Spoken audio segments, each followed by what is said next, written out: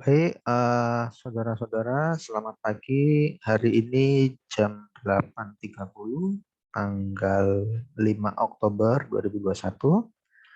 Saya melanjutkan materi terkait sumber hukum internasional.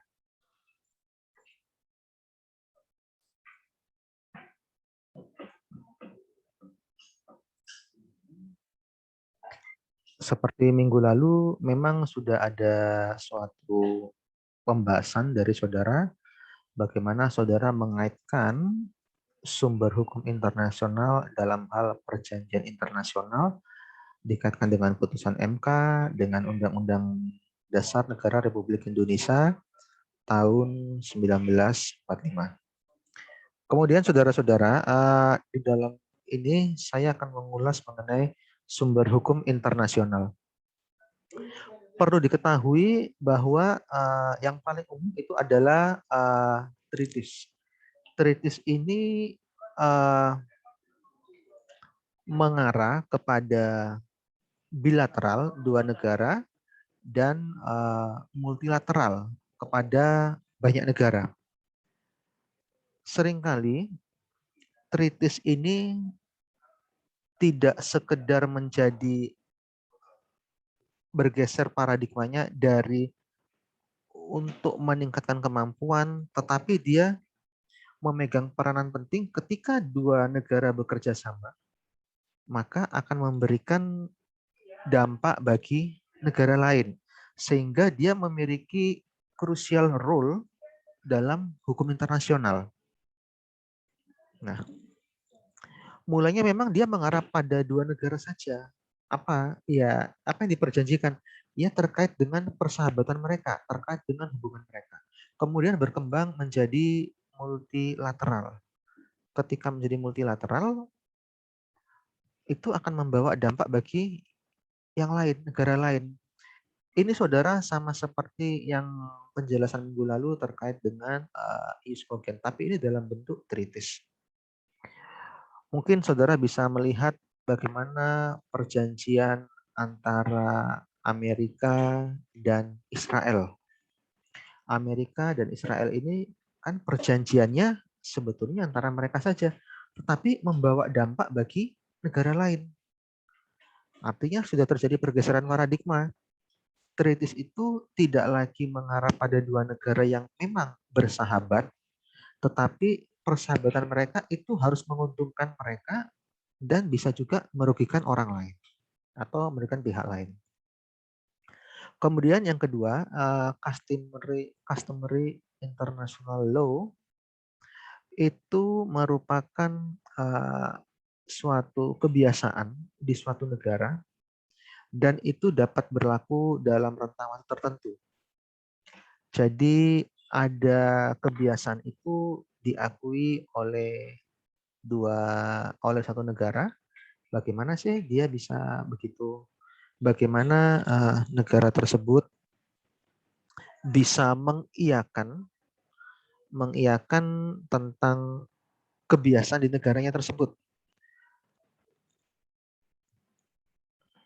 Bagaimana bisa negara tersebut memperbolehkan kebiasaannya di dalam masyarakat menjadi sumber hukum? Boleh, tapi dalam rentang waktu tertentu saja. Kemudian saudara-saudara mengenai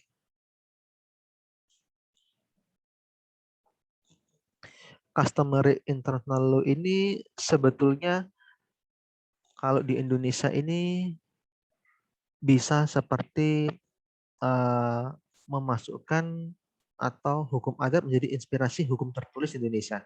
Tetapi hukum ini juga bisa menjadi internasional. Contoh nyatanya begini, ada hak nelayan ekonomi tradisional atau hak nelayan tradisional itu di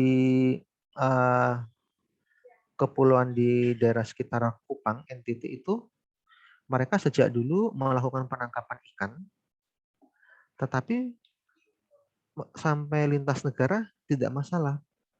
Itu sudah menjadi kebiasaan dan memang itu apa namanya, diakui dalam UNCLOS 1982. Itu salah satunya begitu. Kemudian saudara, yang berikutnya adalah General Principles of Law Recognized by Civilized Nation. Jadi ini hampir sama dengan sebelumnya, tetapi ini cenderung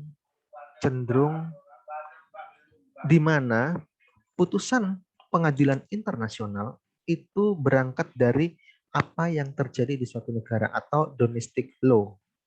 Jadi bisa dikaitkan, oh dalam menyelesaikan sengketa hukum internasional secara global begini, tapi kita harus melihat juga negara yang bersengketa di dalam domestiknya bagaimana. Seperti private law. Private law itu kan seperti hukum perdata. Kalau pidana kan hukum publik.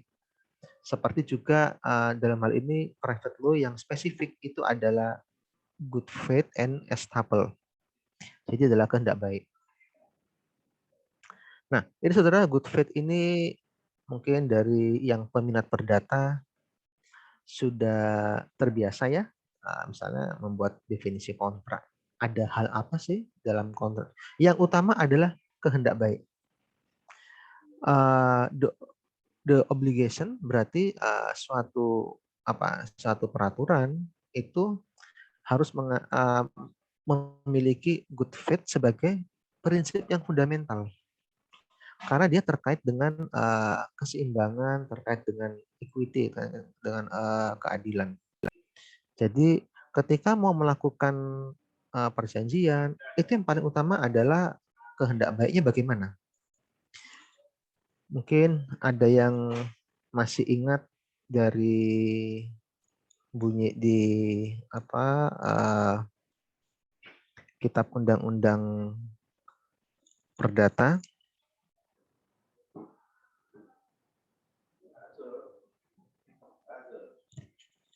Di salah satunya kan apa sih 4 syarat sahnya perjanjian? Syarat 4 sah perjanjian. Mungkin saudara masih ingat di pasal 1320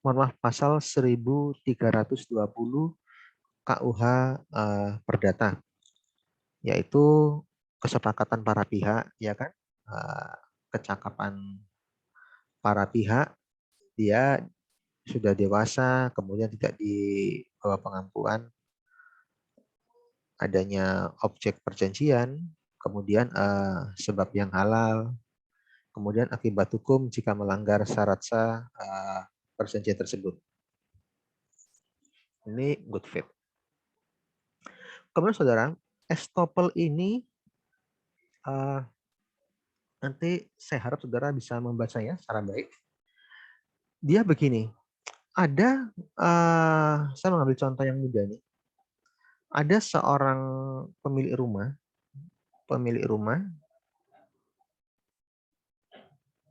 kemudian pemilik rumah ini mengiyakan seseorang lain untuk mengecat rumahnya. Dia sebetulnya tahu rumah saya ini memang temboknya kusam, tapi dia tidak ada kepikiran untuk ngecat, tidak ada kepikiran untuk melakukan mengecat tembok. Sehingga tiba-tiba datang orang bawa ember cat, bawa perlengkapan cat, dicat temboknya dia. Oke. Akhirnya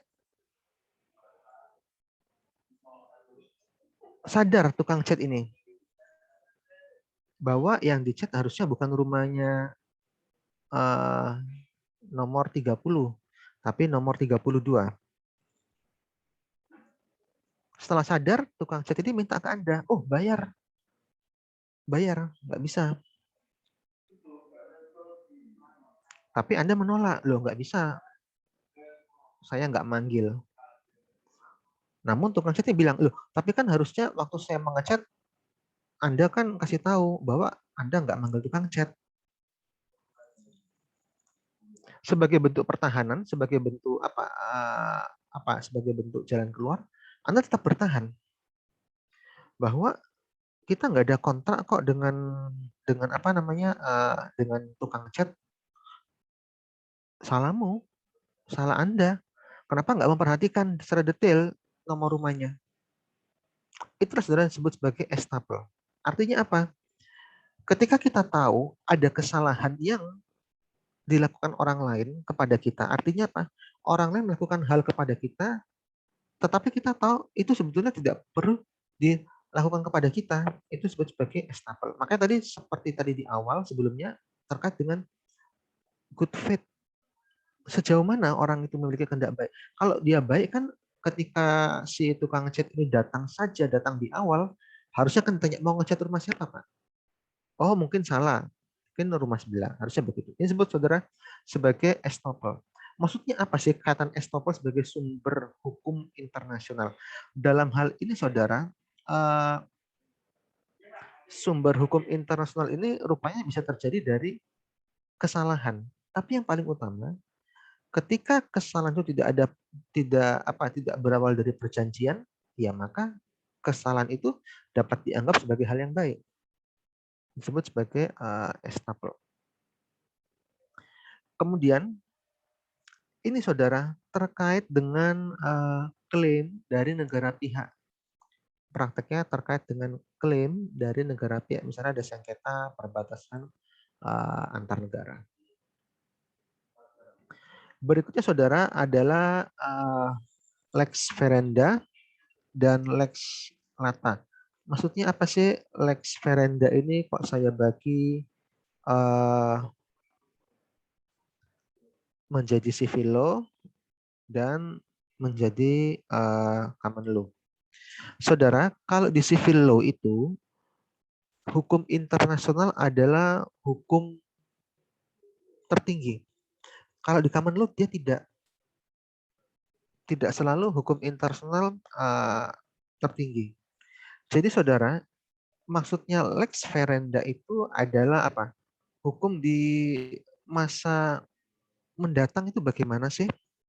Hukum di masa depan itu bagaimana? Sementara arti lex lata itu kebalikannya dari lex ferenda.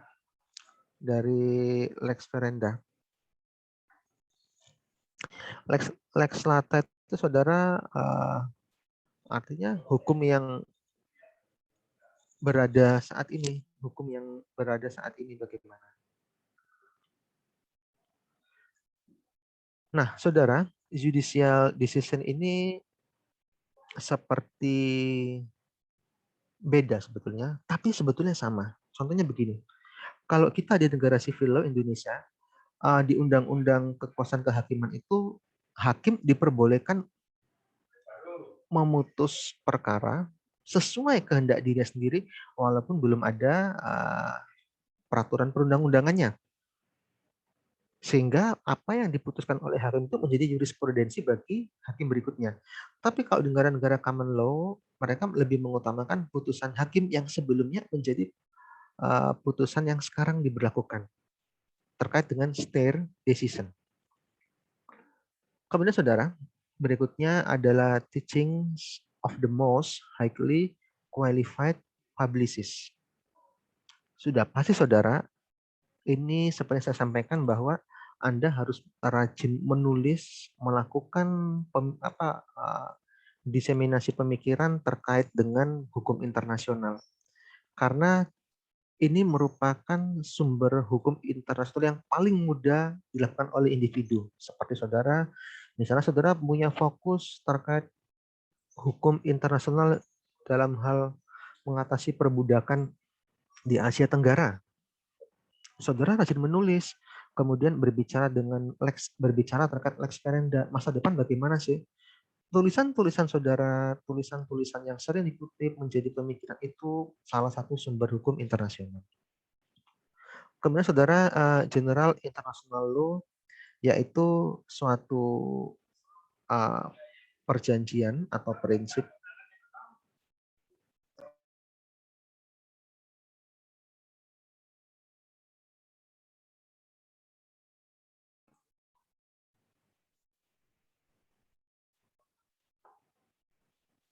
Oke, baik. Mohon maaf, terpotong. Jadi saudara, mengenai General International Law itu terkait dengan prinsip-prinsip perjanjian yang diterima sebagai customary international law. Kalau erga omnes saudara itu ya biasanya ini dalam dunia praktek avokat itu menjadi kata kunci yang apa? Yang penting. Menjadi kata kunci yang penting. Artinya erga omnes itu hak atau kewajiban terhadap semua. Contohnya ada satu sengketa, maka dapat diberlakukan terhadap semua orang yang melanggar hak tersebut atau inkrah van gewis atau res judicata pro veritate habituur. Jadi sah kalau orang bilang biasanya putusannya inkrah, ya ini disebut sebagai erga omnes, berlaku ke semua pihak. Jus cogens sudah kita diskusikan secara baik beberapa waktu yang lalu. Soft law juga sudah kita diskusikan beberapa waktu yang lalu ya. Ini terkait dengan which are believed to be good and therefore should have general of universal application.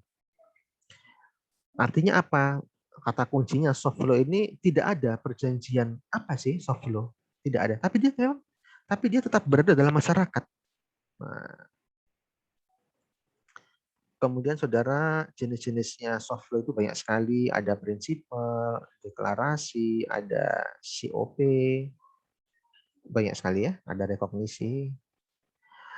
Kemudian saudara, ada komite. Ini sebetulnya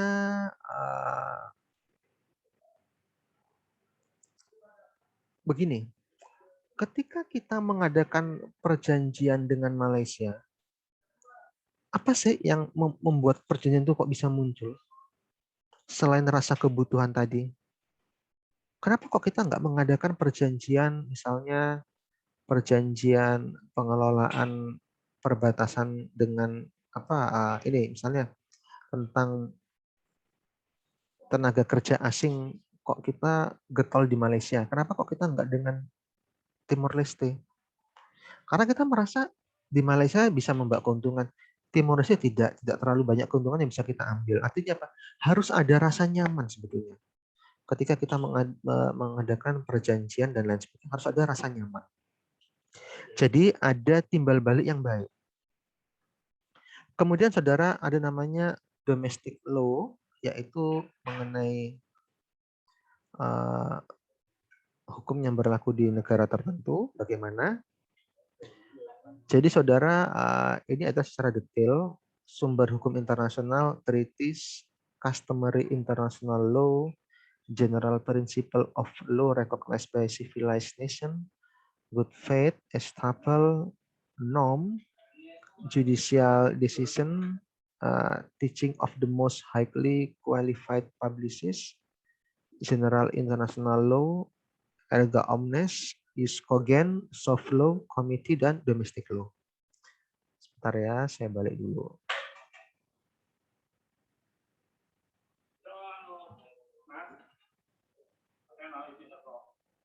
Oke. Jadi ini saudara mengenai apa sih sumber hukum internasional secara kompleks. Baik saudara, ini yang bisa saya sampaikan terkait dengan subjek hukum internasional.